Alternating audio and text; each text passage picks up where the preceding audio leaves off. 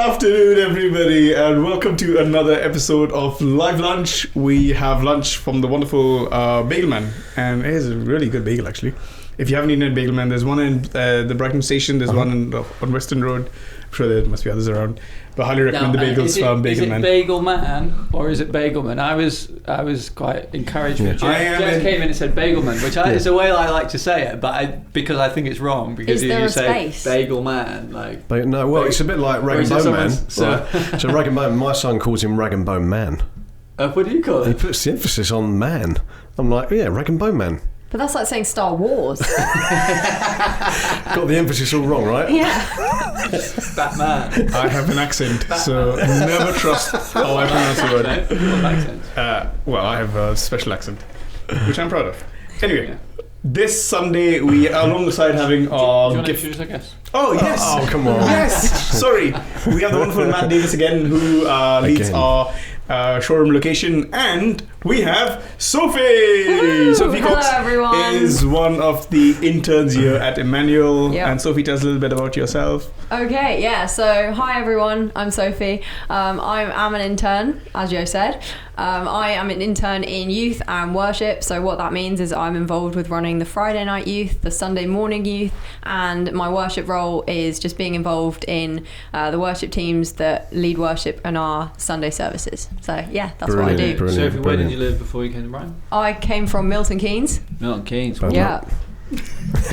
Land of roundabouts. Do you know, every year we say, this batch of interns, wow, they're the best, aren't they? But this batch of interns, they are the best. We say that once they've left. That's right.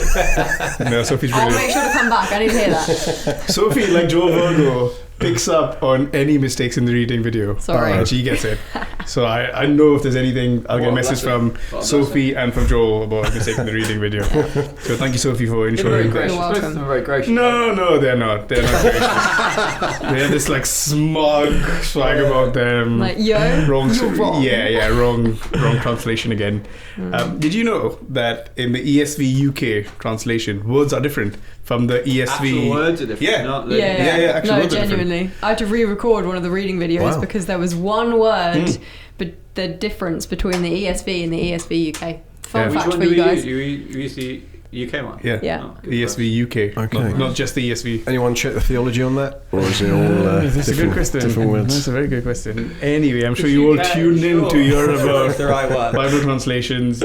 We also... So we had our gift day Sunday, and we've called it Time to Build. So we are raising money towards certain initiatives that we're doing across Emmanuel to help build the church and be inspired by all that God's called us to do in this city. Yeah. And alongside that, we are giving 20% of the money we raise towards helping churches and Christians in Ukraine. That's correct. Anything to say on that, or was that sufficient? That was sufficient. Do you want me to say more about the passage and what was said on Sunday? Yeah. Let's go into that. James chapter 5. We're coming to the end of James. What a journey it's been. We're in the final chapter, and this passage very conveniently talked about money. Although to be perfectly honest, did not plan the gift day. Well, to be perfectly honest, if we were just doing a gift day and wanted to talk about money, probably this wouldn't be the first passage that we would pick in order. But it did give us an opportunity to tie those two things together. It talks about wealth. It has James pointing the finger at rich and corrupt people who have got their practice wrong, but also their attitude to money wrong. And I think that especially that second aspect was something for all of us, I think, whether we have much money or little money, to reflect on and be challenged by the sort of allusions to Jesus' words from the Sermon on the Mount. They talk about investing in heaven rather than investing our wealth and our treasure in earthly possessions.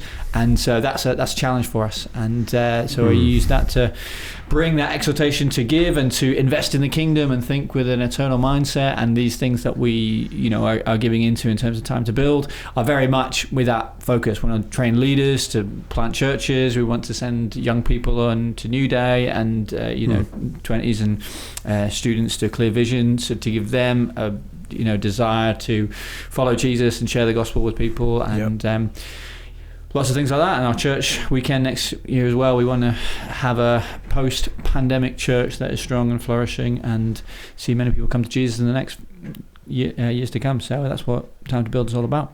Brilliant. We are seeing people save regularly through Alpha. So yeah, big up Alpha. Just to talk you through the structure of Live Lunch today, we're going to start off by looking at some of the injustices that we might experience through wealth. And then we're going to maybe spend the second half of the conversation talking about the Christian's attitude towards wealth. So I guess just picking up on the first bit, and Matt, you had some thoughts on this. If you are on the receiving end of an unjust employer or client or whoever, somebody who's behaving fraudulently, is that correct word? Yeah, exactly. That's the situation in the text, isn't it? You know. So I guess what should your approach be? Clearly say God's on the side of those who are being oppressed, but in that moment, in the day-to-day of I'm not being paid properly or being treated badly, what should the Christian's approach be to a fraudulent employer/client? I can give you a couple of examples if you like. I think that I had the advantage of being a Christian director in a company a few years ago, and so there were two examples. One was a client who didn't want to pay us, or was just holding out to not pay us. So I can remember going home to my wife saying, might not be taking a wage back this week. We've got to pay the guys. This is could be a challenging month. And I think that you can definitely feel helpless in it. I think that's what we read in the passage here. There's almost like nothing the people that James is referring to can do about it. But I think there's also a sense of that. There was a sense of that for me. As a Christian, I don't want to go to court. The Bible says, look, do all you can to avoid that. Making big decisions. You want to do that amongst yourselves, not take it to the court. And I can remember, actually, I felt all I can really do is pray. And so one of the other directors was a Christian as well, and so we prayed, and literally in the last minute we were paid. Another example would be more in-house. We did a job, had some equipment left over, and one of my fellow workers said to me, well, let's just remove those goods from that job and use them on another job. And I'm like, no, the client's paid for those. They should be staying there as spares. And they couldn't understand that attitude. That's bananas. Why would you do that? And I'm thinking, I want to be a blessing. Because blessing, fruitfulness follows it. And I think that that particular client were amazed when we said we've got all of this kit left over, keep it for spares. They were so grateful. They gave us more work in the years to come. So there's like when you bless, the fruitfulness comes back. So I think, but in this passage, you've got a crowd of people who are obviously helpless, and I think James is inviting us to have an eternal perspective. Are they going to get away with it? Is this the reality of my life? How am I going to deal with injustice, other than look to the God who has an eternal future plan for me? And leaning into that, which is hard to do because we're so now, aren't we, about our lives?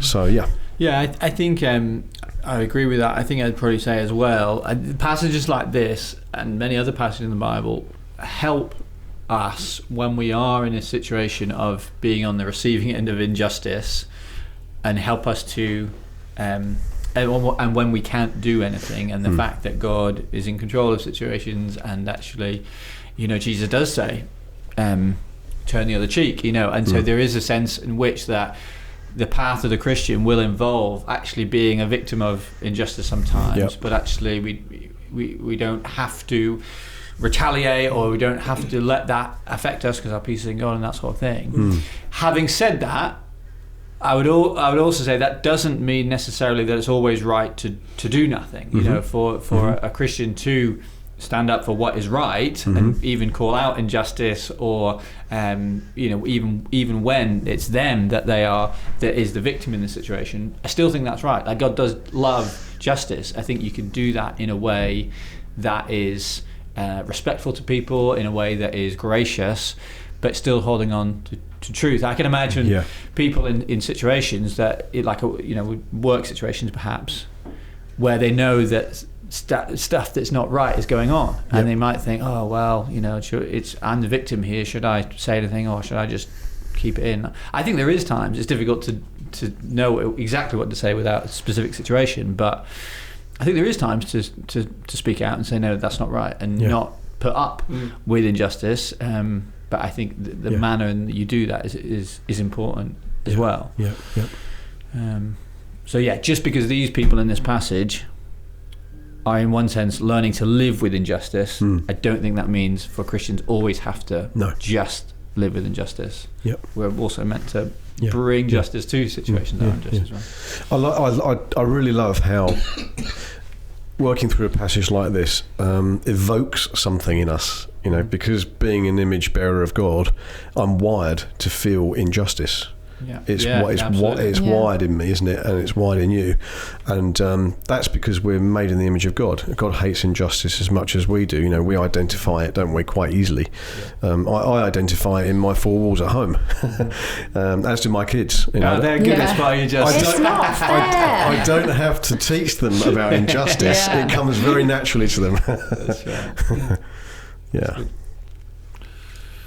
I think moving on to the next bit of our conversation is on the Christian's attitude towards wealth. And I think starters to kickstart with Sophie. So Sophie, you are about to go to university. Yes. And I guess soon you got to make big decisions which will involve career and finance and all of those things. Yeah. What is your approach to wealth? Okay. Well, personally, I am not the kind of person who goes after like big name brands, fancy cars, that kind of thing. Like that's just not something that I'm personally interested in. So I think for me, the debate between like, should I keep wealth or should I let go of wealth? That's not something that I personally have to grapple with too much. But I think for someone who would be the kind of person who would want like the newest shoes, the newest car, that kind of thing, I think it all depends on just how much God is calling you to give and what God is calling you to. So I don't think there's anything necessarily wrong with wanting like fancy shoes or something like that. But I think if that comes under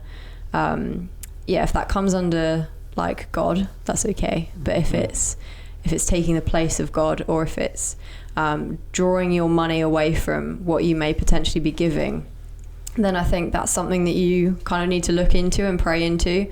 So I think that would probably be my opinion on that. I guess a follow-up question is when you are making those decisions, what would be some of the priorities or some of the things that you look for in your career? So I think for me, I'm kind of thinking I would quite like to have somewhere to live, as most of us do.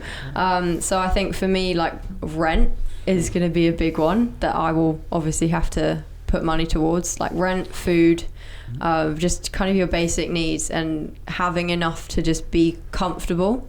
And then I think the other thing is if you are in a situation where you can't give financially to the church, because I accept that that's like something that quite a lot of people, that may be a situation that you're in. If you can't give financially, then try and find other ways that you can give. So give your time, give your knowledge, give your resources, give other things that you have. So maybe you don't have money, but maybe you're really gifted in music, or maybe you've got a lot of good theological ideas that you'd like to bring to a preach, something like that. If you can find another way of giving, I think that's it's equally as good if you can't give financially. It's an important topic, isn't it? Because I think especially for students, would be living off borrowed money, essentially. So I think that is a question, isn't it? Like, is that right to give? I think one of the, I'm sure Matt would say a bit on that, but I think because one of the things we teach here at Emmanuel, I think, is that yes, being generous is, it's good to bless others, but actually the practice of giving is good for us, and so that's we don't want students to miss out on it, but at the same time, actually giving in a way that increases debt is not wise. I mean, I think I've had opportunities to chat to students doing that kind of thing, and I've said to them, look, go and get yourself a job and give out of that income. So they might get a job for a day a week or something if they can do that while they're studying, and just to be able to give a proportion out of that is a good thing. So I think that's one way forward. I think as well, I think probably this effect, I know it's for all of us now as well, when it comes to giving, it's like living around our giving as well. I think sometimes, I know I've even been part of this church for the last 10 plus years. That is something that has sort of really radically changed my thinking about the resource that I have and the opportunity that there is to that. I think probably where we start on this journey with money and following Jesus is we think, well, I've got this money. How much of Jesus can I fit into that? How much can I, give away and that sort of thing? But I know, the forefathers of this church would have said things like, give what is right, not what's left. And actually, which is memorable. You'll remember that. Fridge magnet right there, isn't there? Yeah. Fridge magnet. Can we get that branded up? Yeah, it's on comms. So anyway, but the principle is, and the truth of that is a challenging one. To actually say, I'm going to put Jesus first. I'm going to give what I feel it is right to give, and then order my life around that. That is really challenging. And that will look slightly different for each one of us. So I guess to push you on that. Yeah, push me. How far would you take that? So if somebody's looking at their budget and saying, man, I'm not living an extravagant life. I'm not living a lavish life. I've probably just got out of university. I've got all of this debt. I've also, I'm not getting paid a big amount of salary, whatever. I've got to find a place to live. I've got to pay all our bills. Bills are going up significantly over the next few months. 10% is now quite a big chunk of your money. Okay. It does make a big difference to how you live. I think so. Just before that, Sophie's given a year of her life unpaid to come and serve this church. So big up to you, Sophie. That is massive. You've made a big, generous decision. Thanks. And we really value you for doing that, and the rest of the interns. So when you say you've got to kind of live your life around giving, which I love. I think that's beautiful. I think let's work it out practically. Would you tell people live in a smaller house, live further away from the center of the city, get a better paid job so that your giving doesn't get compromised? How would you say? All right, I think I'm going to slightly sort of cop out of this answer in the sense that I think especially as pastors, you get into saying this is how you should live and this is the decision that you should make, I think you're on very dangerous ground. So in one sense, I want to fall back on the principle. We're going to teach people the principle that we believe is in the Bible and let people make the decisions around that, and so I'll start with that, and also probably just helpful just to underline when we're talking about this giving, whether it's regular giving but also gift day giving, it's probably just helpful to make really, really clear that none of us as elders know how much people give. We don't see that. We see the total that comes in, but we don't know where that's come from and who's given and who's not given, that sort of thing. We don't look at that purposefully because that's not right to do that. So in one sense, I'm not sitting there as someone's pastor and saying, well, you've only given this much and I can see what you're buying and what you're doing. That's not a healthy thing. I think because partly the reason, because when the Bible speaks to us about giving, it needs to come from a place that, God loves a cheerful giver. So a place of faith. It's we don't give out sense of obligation. And so we have to keep that in mind as well. So if someone's saying, well, I've got all this pressure and to give is another pressure, it's okay, just hold on then. Let's try and reorientate things, because if you start on a pathway of giving that's I'm doing this because I ought to do it, that's just not healthy and not what God wants for us. But having said that, Jesus says a lot of challenging things about giving. So I think if to answer, so that's the preamble, to answer your question, I think we should think about what we need to do and what we should do. And I think all of us, I know I am as well, prone, our instinct on it is to think this is what my life should look like. This is whether it's the size of our house or what we have or a car or opportunity to do these leisure activities, and probably that picture is based on other people, other people that we see that have those things, and we say, well, I'm as educated as they are, or I got a decent job as they have, and we think therefore that's what I should do. But I think that is not, even that thought process is not the thought process that Jesus leads us into. He's you know, our life is to be obedient to Christ, not to hit these certain markers. So that is a challenging thing. You know, I'll say one more thing. You know, personally for me, where we live right now, we don't love where we live because of the size of our family and the flat that we live in. It's like there's a bit of a pain thing there, but I often have to come back to it. Is this a pain because it's inconvenient? Like, I'm feeling the pain, but is that a righteous pain or is that a selfish thing? You know, like, God doesn't owe me anything, and sometimes I pray like He does. God, I'm pastor for your church, and I've not got a 3-bedroom house. Worthy of double honour. There's that temptation. So I think. I think that's important to recognise. No, it's good. It's good. I'm just, as you're talking now, I was just reminded of Jesus kind of challenging the Pharisees, and to be honest, kind of laughing at them in the way they kind of handled their offering, if you like. You know, you even give 10% of your cumin, you know, your spices and herbs. It's a joke, right? He's just putting the mickey out of him. And I think what Jesus demands is 100%. You know, and I think that we see that, don't we? Even in the just the challenge to the rich young ruler. You know, Jesus says to him, "Go and sell all you've got." Man walks away with sad face because it's a massive challenge to him. And I think the invitation for me is less about, you know, let's consider what percentage, whether it's before tax or after tax. It's got much less to do with that than come on this adventure of generosity and see where it takes you. That's my experience, and with my wife Ali and I, we've gone on that journey, and it's waxed and waned, and yet we've seen blessing. We've seen the steady faithfulness of God, and it's shaped the way we do our budget. You know, it's planful. It's planful, and I appreciate that's difficult. Maybe for my generation, it's been easier. I think the culture that we reside in right now is incredibly tough. I have to acknowledge that. Just understanding people's stories about, you know, how much of their income they're having to spend on rent or mortgage is just beyond belief, and it feels wrong. So that is a huge challenge.